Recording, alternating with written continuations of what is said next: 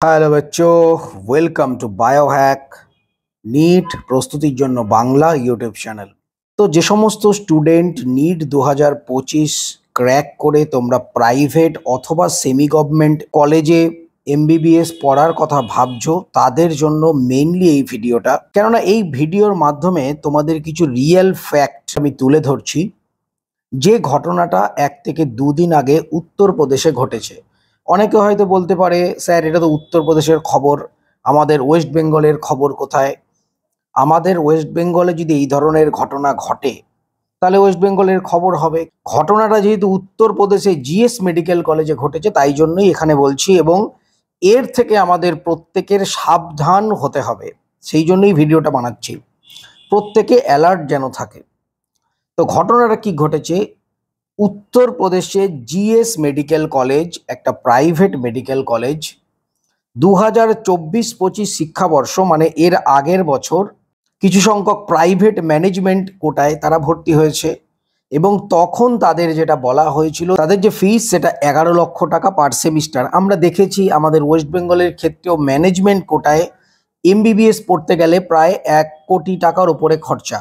কিন্তু হঠাৎ করে এই 2025 সালে এসে মানে 1 বছর পরে সেই যে ফিস সেটা 11 লক্ষ থেকে অ্যাপ্রক্স 14 লক্ষ টাকা পার সেমিস্টার বাড়িয়ে দেওয়া হয়েছে, এবং এক্সামের যে খরচ মানে পরীক্ষা দেওয়ার যে ফিস সেটাও নাকি জোর জবরদস্তি 1 লক্ষ টাকা করে স্টুডেন্ট থেকে নেওয়া হচ্ছে। এইবার ব্যাপারটা হলো, কিছুদিন আগেই কিন্তু আমরা দেখেছিলাম এনএমসি একটা নোটিশ দিয়েছিল যে সুপ্রিম কোর্ট নির্দেশ দিয়েছে প্রত্যেকটা সেমি গভর্নমেন্ট এবং প্রাইভেট মেডিকেল কলেজে যে টোটাল যে ফিজ, কত ফিজ পুরোপুরি কোনো হিডেন কস্ট যেন না থাকে, ভর্তির সময় স্টুডেন্টদেরকে বলে দিতে হবে।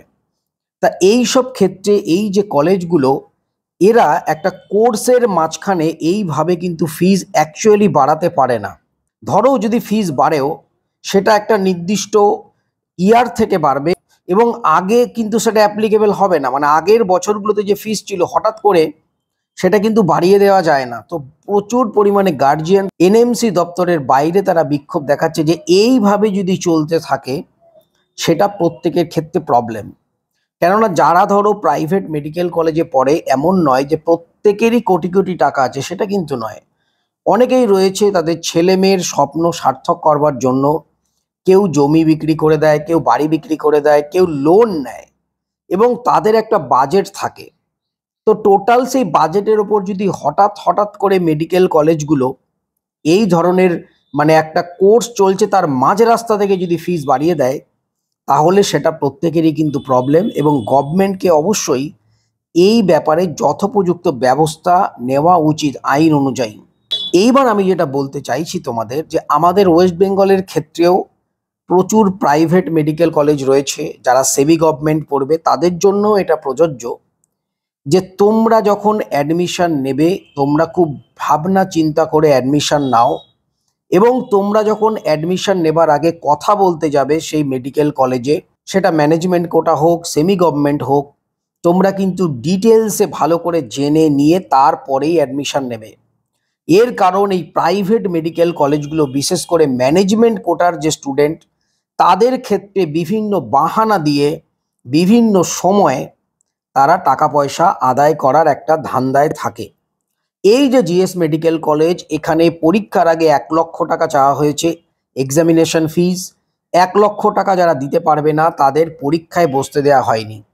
তো এইগুলো পুরোটাই যে গার্জিয়ানরা ওখানে বিক্ষোভ করছিল এনএমসির অফিসের সামনে, তাদের বক্তব্য, তাদের অভিযোগ, এবং তারা কিন্তু যথারীতি প্রচুর মানুষ ছিল ওখানে যারা বিক্ষোভ করছে যে এই ধরনের যে পরিস্থিতি তৈরি হয়েছে, এই ধরনের যে চলছে, এটা কিন্তু ঠিক নয়। যখনই কোনো স্টুডেন্ট কোনো কলেজে অ্যাডমিশন নেবে তাকে ডিটেলস পরিমাণে তার কি কি টাকা লাগবে সেটা বলে দেওয়া উচিত, যেটা সুপ্রিম কোর্ট নিজেও কিন্তু বলছে। সেই জন্য তোমাদের বলছি, তোমাদের অ্যালার্ট করে দিচ্ছি, তোমরা যারা বিভিন্ন সেমি গভর্নমেন্ট এবং প্রাইভেট কলেজে অ্যাডমিশন নেবে, তোমরা কিন্তু স্পষ্টভাবে আগে ভালো করে জেনে নাও যে মাঝ রাস্তায় ফিস বাড়বে কিনা, কত টাকা লাগবে, কোনো হিডেন চার্জ আছে কিনা, পুরোটা জেনে নাও। প্রয়োজনে তোমরা রেকর্ড করে রাখতে পারো, রেকর্ডিং করে রাখতে পারো। এর কারণ যদি মাঝ রাস্তায় এই ধরনের কীর্তিকলাপ হয় যেটা উত্তরপ্রদেশের জিএস মেডিকেল কলেজের ক্ষেত্রে আমাদের নজরে এসছে, মিডিয়াতে এসছে, অন্য অন্য জায়গায়ও হতে পারে। তো সেইটা যেন না হয়, এই ধরনের পরিস্থিতি যেন তৈরি না হয়, সেটা কিন্তু দেখতে হবে। তোমরা প্রত্যেকে ভালো করে জেনে শুনে সব কিছু করে একটা বাজেট করে তারপর ভর্তি হও। যদি মনে হয় তোমরা পারবে না, তাহলে তোমরা আবার নেক্সট ইয়ার ভালো করে নিট দিয়ে ভালো করে সরকারি মেডিকেল কলেজ যেন পাওয়া যায় তার চেষ্টা করো। কেননা মাঝ রাস্তায় যদি এইভাবে হঠাৎ হঠাৎ করে ফিস যদি এরকম 11 লাখ থেকে 14 লাখ হয়ে যায়, সেটা কিন্তু গার্জিয়ানদের ক্ষেত্রে একটা বিরাট প্রবলেম। শুধু তাই নয়, গার্জিয়ানরা যখন কলেজ কর্তৃপক্ষর কাছে গেছিল কমপ্লেন করতে, তারা ডাইরেক্ট বলছে আপনারা কেস করুন। তার মানে একটা জিনিস স্পষ্ট বোঝা যাচ্ছে যে কোর্টে কেস করাটা এখন কিন্তু মানে সবাই বলছে কেস করুন, কেননা সবাই জানে কেস করলে আলটিমেটলি কি হবে। একজন বিচারপতির বাড়ি থেকে, গ্যারেজ থেকে কোটি কোটি টাকা পোড়া অবস্থায় পাওয়া গেছে। তো সেই জন্যই বলছে আপনারা কেস করুন, বাকিটা তোমরা বুঝে নাও ব্যাপারটা কি হবে। কেস করলে আলটিমেটলি কি হবে আমরা নিট 2024, নিট 2025 সালে সেটা দেখে নিয়েছি। তো কলেজ বলছে কেস করো, আমরা এটাই করব। তো সেই জন্যই বলা, প্রাইভেট ম্যানেজমেন্ট সিট হোক, সেমি গভর্নমেন্ট সিট হোক, যেখানে অনেক ফিজের ব্যাপার রয়েছে, সেখানে কিন্তু ভালো করে জেনে বুঝে ডিটেলসে প্রত্যেকটা পয়েন্ট টু পয়েন্ট কথা বলে তারপরেই অ্যাডমিশন নেওয়া উচিত, না হলে কিন্তু পরবর্তীকালে প্রবলেম হবে। আর এই জিএস মেডিকেল কলেজের ক্ষেত্রে যেটা ঘটছে, এটা কিন্তু খুবই খারাপ একটা ঘটনা। এই ধরনের ঘটনা কিন্তু মেনে নেওয়া যায় না। উত্তরপ্রদেশের যে গভর্নমেন্ট, যে রাজ্য সরকার, তাদের কিন্তু ইমিডিয়েটলি এই সমস্ত কলেজ কর্তৃপক্ষের উপরে স্টেপ নেওয়া দরকার। এর কারণ সুপ্রিম কোর্ট যেখানে নিজে বলে দিয়েছে যে কোনো হিডেন চার্জ প্রাইভেট এবং সেমি গভর্নমেন্ট সিটের ক্ষেত্রে রাখা যাবে না, তো হঠাৎ করে কিভাবে 1 বছর পড়তে পড়তে ফিস বেড়ে যেতে পারে, সেটা কিন্তু কল্পনার অতীত। তো এই ঘটনা ঘটেছে আমাদের উত্তরপ্রদেশের জিএস মেডিকেল কলেজে।